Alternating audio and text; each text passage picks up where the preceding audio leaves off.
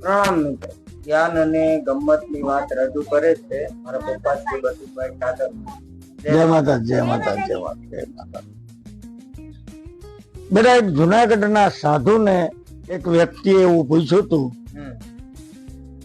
કે બાપુ, આ વિધાતાના લેખને તો કોઈ બદલી ન શકે ને.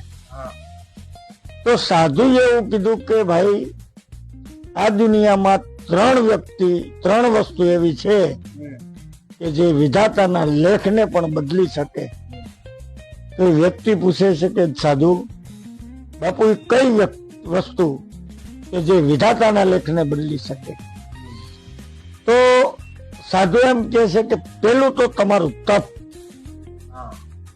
હજાર હૃદયથી તમે તપ કરો, ઈશ્વરની ભક્તિ કરો, તો તમારા વિધાતાના લેખ ફરી જાય છે.